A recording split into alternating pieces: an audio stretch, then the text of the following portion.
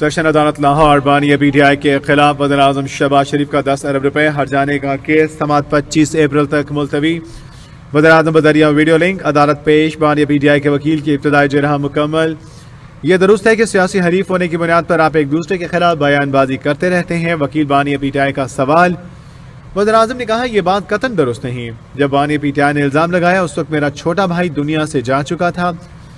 उस वक्त तो हम 2 भाई थे, तो बानी पी टी आई का वाज़ेह इशारा तो मेरी तरफ था। बानी पी टी आई के वकील मियां हुसैन ने वज़ीर आज़म शहबाज शरीफ पर जिरह की। वज़ीर आज़म शहबाज शरीफ ने कमरे अदालत में जिरह से पहले हल्फ लिया। वज़ीर आज़म ने कहा जो कहूँगा सच कहूँगा, गलत बयानी नहीं करूँगा। वकील बानी पी टी आई ने कहा क्या आप तस्लीम करते हैं कि आपका दावा डिस्ट्रिक्ट कोर्ट में दायर नहीं हुआ? जिस पर वज़ीर आज़म ने कहा ये मेरे पास लिखा है कि दावा डिस्ट्रिक्ट जज के पास दायर हुआ है, ये मामला पहले ही तय हो चुका। वकील बानी पी टी आई ने कहा जिरह करना मेरा हक है। आप ये तस्लीम करते हैं कि आपने दावा में किसी मीडिया हाउस को फरीक नहीं बनाया? वज़ीर आज़म ने कहा यह बात दुरुस्त है। जिस पर वकील ने कहा क्या यह दुरुस्त है कि बानी पी टी आई ने आप पर 10 मिलियन का इल्ज़ाम आपने सामने नहीं लगाया? वज़ीर आज़म ने कहा यह बेहुदा इल्ज़ाम बार बार टीवी पर दोहराया गया।